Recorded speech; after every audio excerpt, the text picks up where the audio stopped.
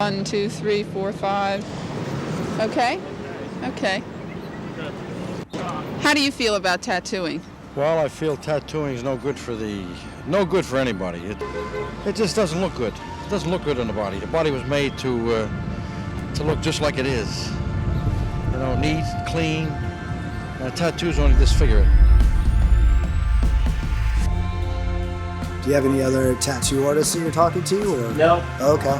Nice. So whatever I say goes. Whatever you say goes. Perfect. Good. Well, I pretty much invented tattooing in Richmond.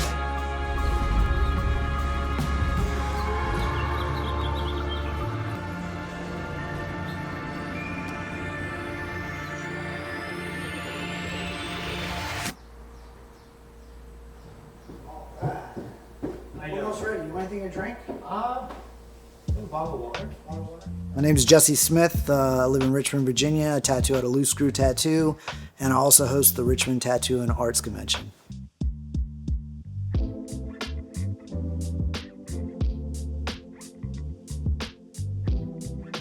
When I first started tattooing, I think tattoos were still kind of looked down upon. I started tattooing in 1998. So at that particular point in time, it was still on the edgy side. And so when I started tattooing, I was tattooing in Newport News, Virginia, because I was stationed in Fort Eustis. And it was illegal to have a tattoo shop or tattoo in Newport News, Hampton, Virginia Beach. Yeah, I mean, there was places all over America that were still illegal to tattoo, entire states. And then over the years, everything's kind of like opened up. So I've kind of seen it loosen up over the years as far as like the ability to do it, but also the perception of it. When I came in, there was a couple factions. There was the kind of like the traditional Japanese, they would call it, more like Asian style stuff. Then you have American traditional style work.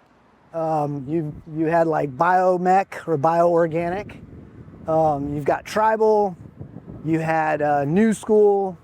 Trying to think what else, other styles they had. It was a little bit smaller back then. And then now it's like you've got fine line, black and gray. You got color realism. When I started tattooing, color realism didn't even exist. You know, nobody was doing that.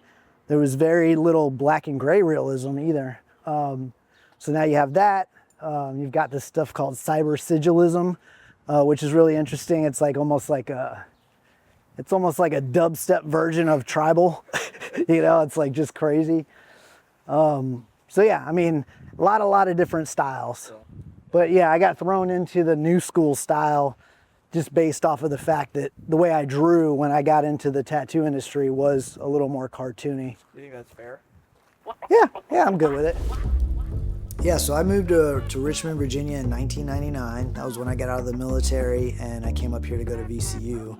And I honestly think that Richmond was like a tattoo mecca for a long time. I think what initially happened is you know, we had Norfolk, which is like a huge sailor city. So I think that was kind of like the start of it. And then I think it started kind of shifting, you know, towards Richmond. Richmond's a real art city. You know, we've got VCU, stuff like that. But I personally think that the Richmond Tattoo and Arts Convention is like where it really started to kind of like swell up. There was very, very few tattoo conventions back then. So they'd have one, maybe two tattoo conventions in the entirety of the US in the entirety of the year. So, you know, every tattoo artist in America and also abroad would come to Richmond to meet. So I think that what happened is they all come to Richmond, they tattoo the locals, they drop off a bunch of tattoos here, the locals are running around, those tattoo artists are coming in and doing guest spots at these tattoo shops. So I think that was kind of like a swelling point for the movement in Richmond.